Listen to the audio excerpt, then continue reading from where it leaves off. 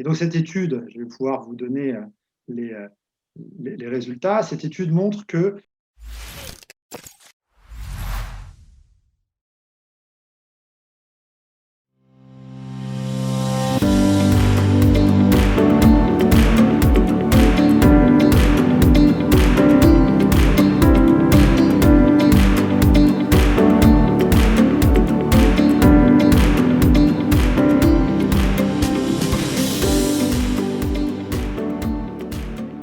Bonjour à toutes, bonjour à tous. Aujourd'hui, une émission un petit peu spéciale. Nous avons le plaisir de vous présenter une étude qui a été menée par la Fondation Oikos sur les métropoles de France les plus responsables. Rémi, je vais te laisser présenter la démarche et dans quel cadre elle a été faite. Merci Cécile. Alors, dans le cadre de la vocation de la Fondation Écosse à faire la promotion et permettre le développement de l'entreprise responsable, il nous a semblé intéressant d'étudier sur chacune des 10 plus importantes aires urbaines de France, en partant de la métropole centre de cette aire urbaine, quelles étaient les proportions d'entreprises de plus de 200 salariés ayant un intitulé RSE, responsabilité sociétale de l'entreprise, parmi leurs salariés. Nous avons fait cette étude durant les mois de novembre-décembre dernier et depuis début janvier, nous sommes entrés en discussion avec les chambres de commerce, les métropoles et les régions afin d'être certains d'avoir recensé toutes ces entreprises de plus de 200 salariés ayant un représentant RSE. L'objectif de ce recensement est double. D'abord, de savoir identifier quelle est l'homogénéité ou non sur le territoire national de l'engagement RSE de l'entreprise, et puis pouvoir inciter les métropoles, les différentes métropoles, à accompagner les entreprises vers une prise en compte améliorée de leur responsabilité sociétale. Et donc cette étude, je vais pouvoir vous donner les, les résultats. Cette étude montre que en France, Lille et Nantes sont les deux métropoles ayant le taux d'entreprise RSE le plus important. Nantes étant en tête avec près de 40% des entreprises de plus de 200 salariés qui sont engagées en RSE avec au moins un responsable RSE, et Lille ayant près de 25%, 24% quelque chose, de ces entreprises de plus de 200 salariés ayant un représentant nommé en RSE. Et donc, c'est dans ce cadre-là que, sur cette émission, nous recevons aujourd'hui André Zobchak et Sophie Le Tartre. André étant maire adjoint et vice-président, je crois, de la métropole nantaise, et Sophie représentant l'association Alliance, qui accompagne les entreprises vers la RSE sur les Hauts-de-France et plus particulièrement autour de la métropole. Donc, André et Sophie, bonjour. Bonjour.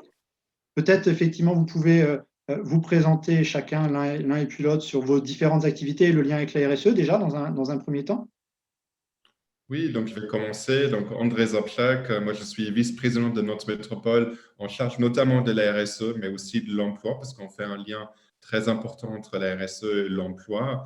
Dans ce cadre-là, en fait, on a travaillé depuis près de 10 ans maintenant sur la création d'une plateforme RSE de la métropole nantaise qui réunit les différents acteurs de notre territoire qui ont envie de valoriser l'intérêt de la RSE en montrant qu'en s'engageant dans cette démarche-là, on travaille sur la performance et la pérennité de l'entreprise. Et on a vraiment un travail collectif qui, j'en suis ravi, en fait, se traduit quelque part par ce beau résultat, en fait. Et c'est vraiment quelque chose, je pense, qui est une reconnaissance des entreprises qui, depuis beaucoup d'années, en fait, ont reconnu effectivement que ce n'est pas toujours simple, finalement, de se transformer pour intégrer des enjeux sociaux et environnementaux. C'est un investissement qu'il faut faire, mais c'est quelque chose qui devient non seulement incontournable, mais aussi un vrai atout pour la capacité d'innover et de s'adapter finalement aux attentes des différentes parties prenantes. Merci André. Sophie? Donc Sophie Le Tartre, moi je représente aujourd'hui l'association Réseau Alliance. Donc Réseau Alliance, on a pour mission d'impulser une économie plus responsable en France. Et donc pour ça, on accompagne les organisations de la région à pratiquer leur activité en étant plus respectueux de l'homme, de l'environnement et plus ancrés dans leur territoire. Et on accompagne effectivement beaucoup d'entreprises dans leur démarche RSE mais aussi dans la transformation de leur modèle économique. Donc aujourd'hui, on a à peu près 400 adhérents qui adhèrent à l'association, qui sont des entreprises de toute taille, de tout secteur, aussi bien des entreprises centenaires que des jeunes entrepreneurs qui démarrent, mais aussi des associations, des collectivités, des structures comme les bailleurs sociaux, par exemple. Et on a cette particularité d'accompagner en collectif. On va finalement réunir des acteurs qui viennent de métiers différents, qui ont des tailles différentes, mais qui ont envie de progresser autour d'un enjeu commun, qui peut être autour d'un enjeu RH ou de la mobilité ou de la stratégie et de l'organisation de la RSE dans son organisation. Donc, on existe depuis une trentaine d'années et on est aussi connu pour organiser le World Forum for Responsible Economy, qui connaîtra sa 15e édition en 2021 et qui, pendant 3 jours, propose de faire venir l'économie responsable d'un peu partout dans le monde à Lille pour inspirer les participants et qu'ils puissent venir voir ce qui se passe à l'étranger, qu'on puisse aussi être un peu dans la prospective et puis ensuite travailler pendant des workshops qui suivent les conférences internationales pour essayer de faire redescendre au niveau de son projet d'entreprise ce qu'on a vu et c'est ce qui nous a inspiré dans les conférences internationales. Ce qu'on entend de vos présentations, c'est vraiment ce travail collectif. Hein. On a entendu ce mot en commun, collectif, à nombreuses reprises dans vos présentations, l'un comme l'autre, même si vous représentez un organisme, une organisation différente, c'est visiblement cette démarche qui rassemble, qui permet de faire croître la RSE dans les métropoles. Oui, j'en suis convaincu. C'est pas moi en tant qu'élu en fait qui va pouvoir en fait prescrire aux entreprises de s'engager dans la RSE en fait. Donc nous on a pris à Nantes le pari de faire parler des dirigeants d'entreprises à d'autres dirigeants, des salariés de ces entreprises-là à d'autres salariés, de les faire rencontrer des organisations syndicales, des associations, des académiques, des financeurs, pour finalement tous aller dans le même sens et créer cette émulation aussi. Et je pense effectivement qu'on a la chance d'avoir eu peut-être sur notre territoire quelques pionniers qui ont pris effectivement des risques à un moment donné en se lançant parmi les tout premiers en fait dans ce type de démarche.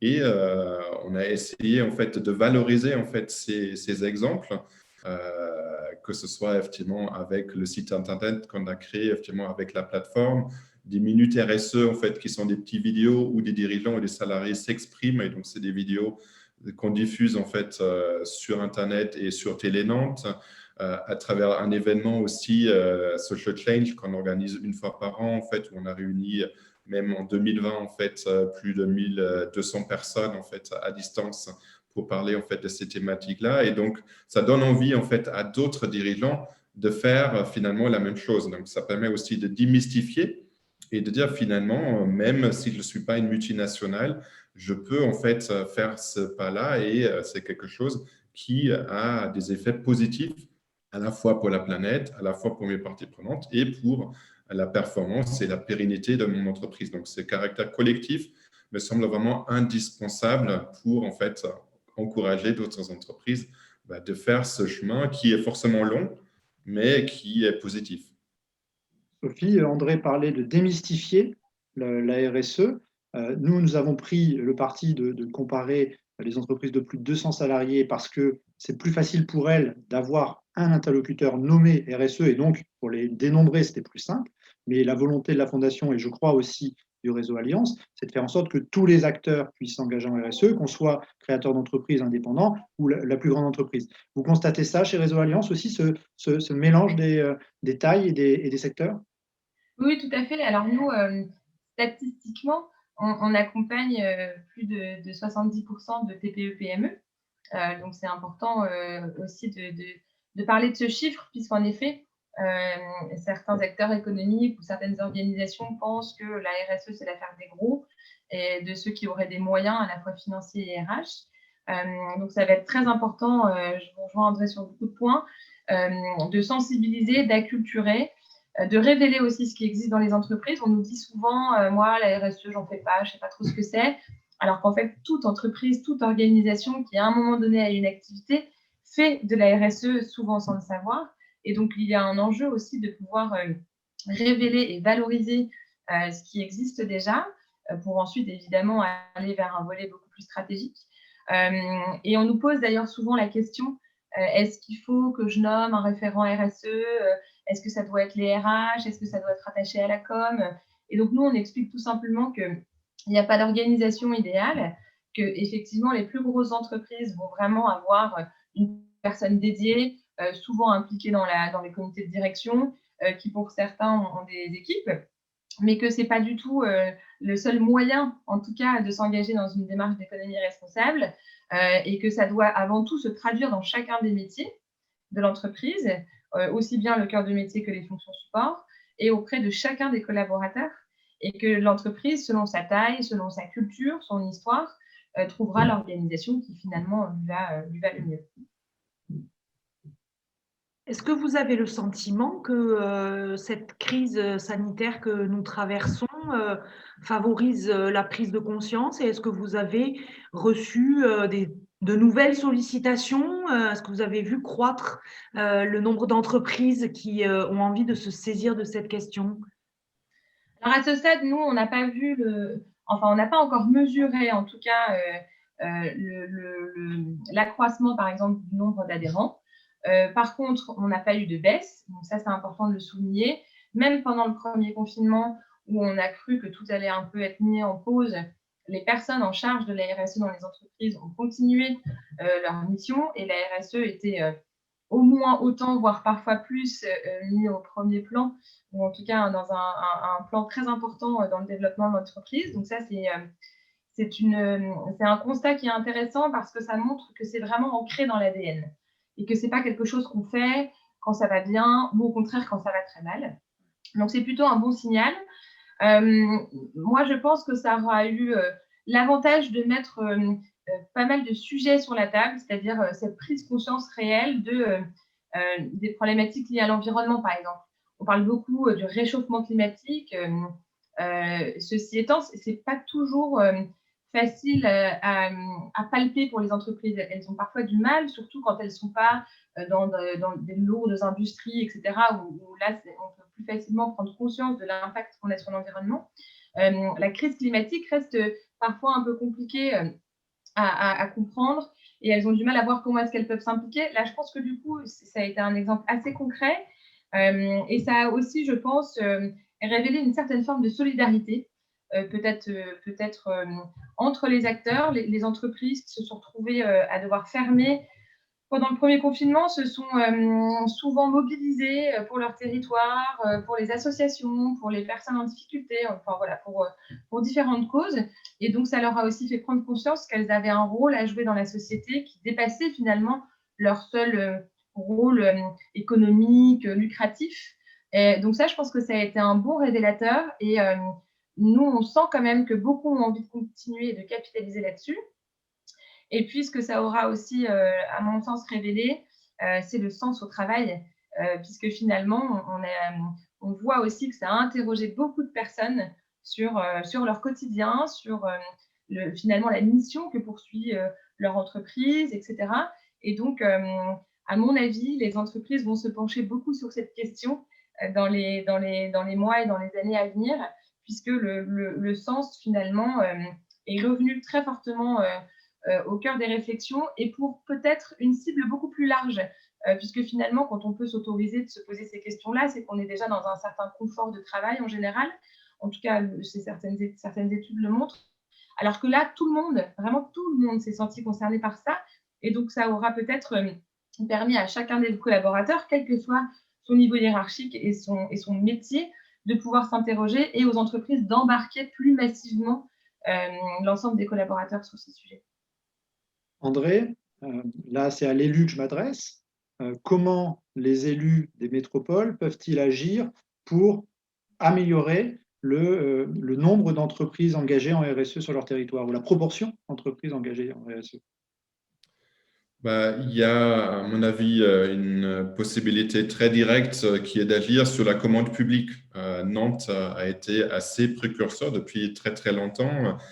sur le fait de dire que si on veut vraiment encourager notamment les PME de notre territoire à s'engager dans la RSE, il faut qu'on reconnaisse finalement cet engagement au moment où on choisit les entreprises à qui on va acheter des produits et des services. Alors, c'est un peu compliqué parce qu'il y a un cadre juridique à l'échelle européenne, en fait, qui nous permet, en fait, pas forcément de faire tout ce qu'on aimerait bien faire.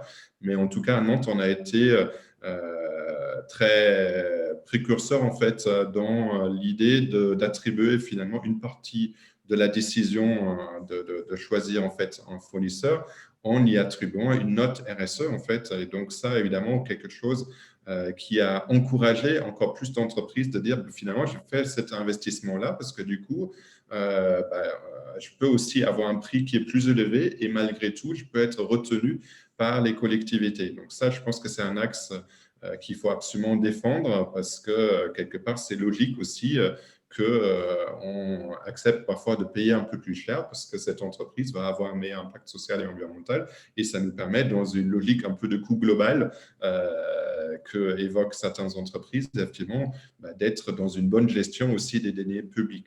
Et après, un deuxième rôle, évidemment, c'est ce rôle en fait, de fédérer les différentes parties prenantes.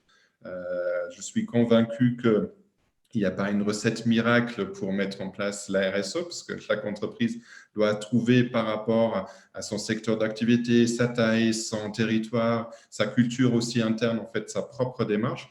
Mais néanmoins, échanger avec d'autres acteurs, c'est quelque chose qui va faire avancer en fait cette démarche, qui va donner envie d'expérimenter des nouvelles choses, de créer peut-être des partenariats avec d'autres acteurs aussi. Et je pense que les collectivités, les élus peuvent effectivement mettre en réseau quelque part les différents acteurs en fait qui existent et valoriser évidemment les bonnes pratiques. C'est aussi quelque chose évidemment qui relève de nos compétences et de nos responsabilités, je dirais même. Merci beaucoup. Merci à tous les deux. Je voudrais que vous puissiez transmettre nos félicitations à vos parties prenantes, hein, c'est le terme en RSE, à l'ensemble des parties prenantes de vos territoires. Ça doit être vraiment un encouragement pour toutes les métropoles de France pour pouvoir agir, pour améliorer la RSE. On n'en a pas parlé, mais André est membre de l'école Audencia qui, en 2015, si je ne me trompe pas, avec la Banque de France et le CJD Nantes, CJD qui est présent à Lille depuis longtemps, berceau du CJD historique en 1938, ça ne nous rajeunit pas, mais Audencia qui en 2015 a publié une étude qui disait, nous on s'en sert souvent, que les entreprises qui s'engagent en RSE sont 13% plus rentables et plus pérennes que les autres. Donc voilà, vraiment un encouragement pour vous, pour vos territoires, pour vos parties prenantes, et puis pour l'ensemble des autres métropoles à engager des démarches similaires. Je ne sais pas, Cécile, vous voulez rajouter quelque chose ? Non, je crois que on a les éléments nécessaires pour pouvoir partager votre expérience et votre savoir-faire avec les autres métropoles, en espérant effectivement qu'elles sauront se saisir de votre expérience et de votre parcours. On diffusera le classement complet en fin de générique. Donc, il est présent cette vidéo. Donc, ceux qui regardent, regardez jusqu'au bout si vous voulez le classement. André, Sophie, merci beaucoup encore. À très bientôt. À très vite et à très vite à tous. Avec plaisir. Au revoir. Au revoir.